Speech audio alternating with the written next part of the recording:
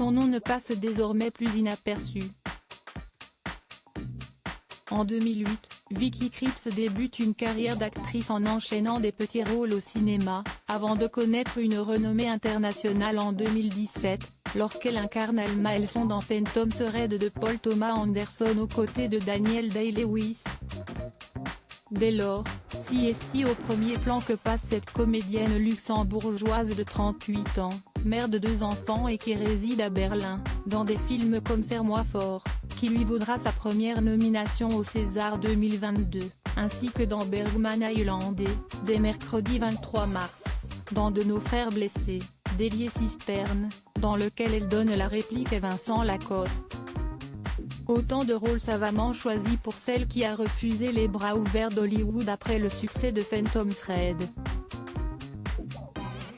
Cette star hollywoodienne, ça ne m'allait pas du tout, a-t-elle ainsi confié dans les colonnes du Parisien, mercredi 23 mars. Très sélective pour ses rôles, Vicky Krieps confie notamment avoir une petite astuce pour entrer dans la peau de ses personnages. Et aussi étonnant que cela puisse paraître, cela passe chez elle par le choix d'un parfum, différent selon les rôles.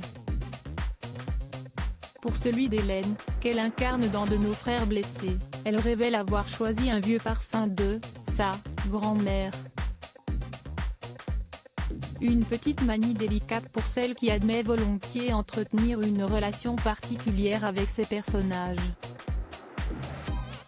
L'étonnante histoire familiale de Vicky Krieps. Si Vicky Krieps a percé dans le cinéma, elle aurait pu se tourner vers la politique comme d'autres membres de sa famille, comme son arrière-grand-père, Adolphe Krieps, et son grand-père, Robert Krieps. Ce dernier est d'ailleurs très célèbre au Luxembourg pour avoir été ministre de l'Éducation nationale et de la Justice. C'est notamment lui qui a aboli la peine de mort, le 17 mai 1979. Il a aussi contribué à fonder le planning familial dans les mêmes années.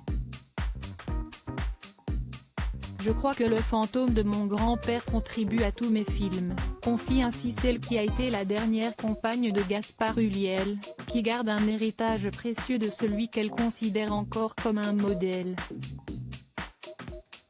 Mon grand-père était très important.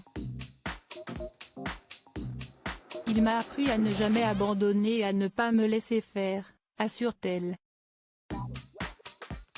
Loading Widget.